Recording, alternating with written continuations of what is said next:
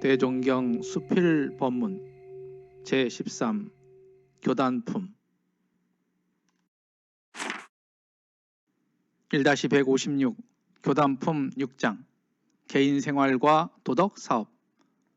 오늘은 종사주 남녀 선원을 한 곳으로 모으시고 법을 설하여 가라사대 사람이 세상에 활동할 때 같은 인격, 같은 노력을 가지고도 사업의 대소를 따라서 가치가 더하고 덜한 것이며 사업의 장단을 따라서 역사가 장원하고 장원치 못한 것이다. 사업의 대소를 말하면 개인적 가정사업도 있으며 한 동 한 면을 위한 사업도 있으며 한 군 한 도를 위한 사업도 있으며 한 민족 국가를 위한 사업도 있으며 전 세계 일체 동포를 위한 사업도 있나니 개인적 가정 사업을 위한 것보다는 한 동 한 면을 위한 사업이 크다 할 것이며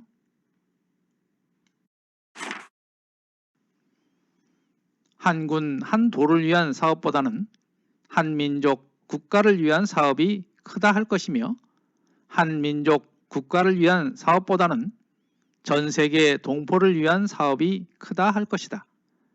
또 사업의 장단으로 말하여도 그 역사를 몇십 년 유전할 사업도 있으며 몇백 년 유전할 사업도 있으며 몇천 년 유전할 사업도 있으며 몇만 년 유전할 사업도 있으며 무궁한 세월에 영원히 유전할 사업도 있나니 몇십 년 유전할 사업보다는 몇백 년 유전할 사업이 나을 것이며 몇백 년 유전할 사업보다는 몇천 년 유전할 사업이 나을 것이며 몇천 년 유전할 사업보다는 무궁한 세월에 영원히 유전할 사업이 나을 것이다.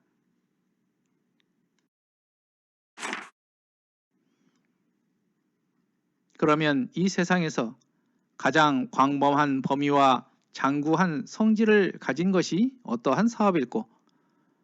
더 말할 것 없이 오직 도덕사업이 그것이다. 어찌하여 그러냐 하면 도덕사업이라 하는 것은 국경이 없으며 연한이 없는 것이다. 그런 고로 유교는 중국에서, 불교는 인도에서, 기독교는 유태에서 각각 편협한 한 국토에 뿌리박고 일어났건만은 오늘에 와서 그들의 교법은 거의 전 세계를 유통하여 그 같은 융숭한 대우를 받고 있지 않은가. 그런 고로 개인적 가정사업이나 한 걸음 나아가서 한민족 국가를 위한 사업에 그쳐 노력한 자는 당대는 비록 이름이 있다 하나 그 시대만 지나면 그 이름은 자연히 소멸되는 것이요.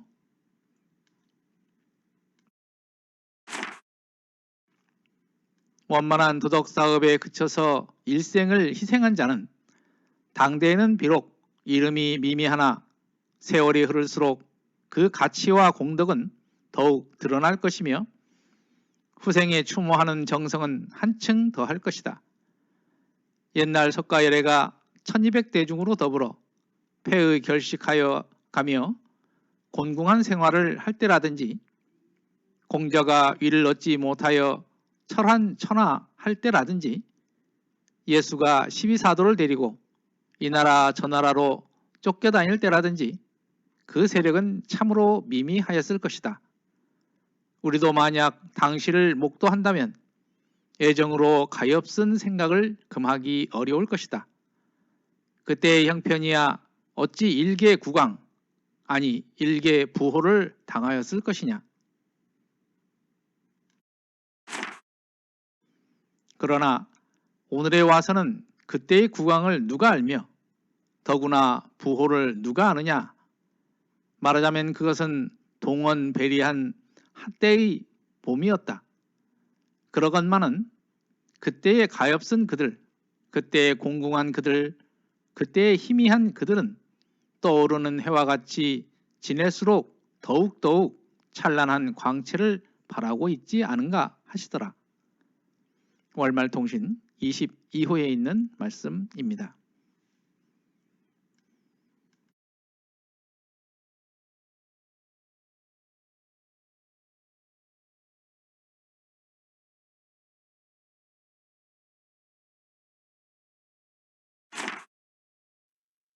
(1-156은) 교단품 6장 개인생활과 도덕사업입니다.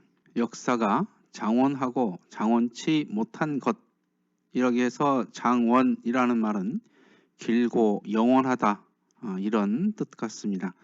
대종경에는 역사가 길고 짧나니 이렇게 정리되어 있습니다. 사업에는 종류가 많이 있습니다. 또한 크가 각각인데요. 개인, 가정 또는 지역, 국가 사업도 있고 또한 전 세계를 위한 사업도 있는 것입니다. 또 사업의 기간으로 생각을 하면 몇 개월 만에 사업이라든지 생각을 하면 도로공사나 정비사업 그 정도 될 것이고, 또한 좀 더 오랜 시간의 사업이라면 대단히 도시 건설하는 것이나 철도를 만든다는 것이나 그렇게 생각할 수 있을 것입니다. 근래에 초창기 인류 프로젝트가 있었는데요. 바로 인간의 유전체를 밝히는 게놈 프로젝트입니다. 1990년도에 시작을 해서 2003년에 완료되었던 사업입니다.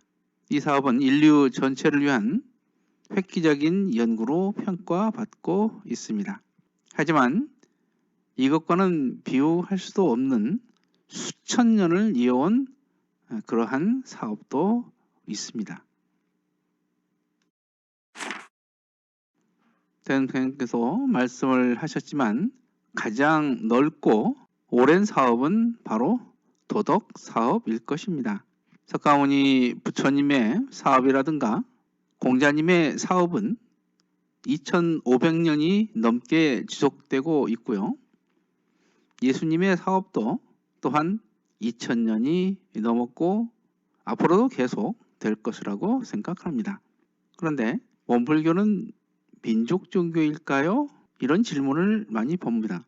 과거 종교들도 처음에는 작은 지역에서 생겨났으냐, 그 사상이 세상에 확대됨으로써 세계적인 종교가 되었습니다. 원불교를 한국 내에서 볼 때 민족 종교로 보는 시각도 있겠습니다만 원불교가 추구하는 것은 세계의 종교입니다. 또한 원불교가 목표로 하고 있는 것도 광대무량한 낙원세계 건설이기도 합니다. 폐의걸식, 이 말은 해진 옷과 걸식을 하며 다닌다는 뜻입니다. 석가모니 부처님께서 대중들을 데리고 이곳저곳을 돌아다니면서 법을 펼 때를 말합니다. 철환, 철하, 이것은 수레를 타고 세상을 돌아다닌다는 뜻인데, 공자님께서 자신의 뜻을 알아줄 곳을 찾아 전국을 떠돌아다녔을 때를 표현하는 말입니다. 지금의 세계적인 종교들도 초창기에는 그 세력들이 참으로 미미하던 그런 시절이 있었습니다. 이 말씀을 하시는 행간을 읽어보면 원불교도 지금은 미미한 상태지만 앞으로 40-50년 결실이요 400-500년 결복이 되리라는 자신감의 말씀이 담겨져 있는 것이 아닌가, 그러한 생각을 해봅니다. 동원배리, 이 말은 한문으로만 보면 동쪽들에 늘어선 오얏꽃, 오얏은 자두죠. 오얏꽃이라는 뜻으로 뜰에 한때 핀 꽃, 이런 뜻입니다. 당시에는 세상을 쥐락펴락할 세력을 가졌을지라도 세상에 어떠한 공익을 남기지 않았다면 그저 한때에 벚꽃같이 피고 지듯 지금은 누구도 기억하지 않을 것입니다.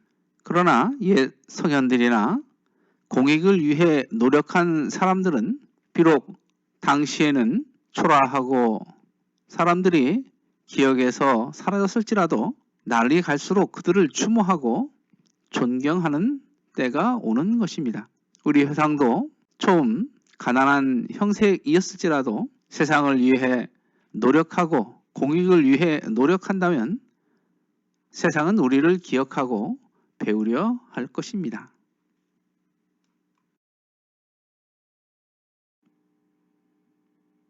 이상으로 대종경 수필 본문 봉독회를 마칩니다. 마음공부 잘하여서 새 세상의 주인 됩시다. 감사합니다.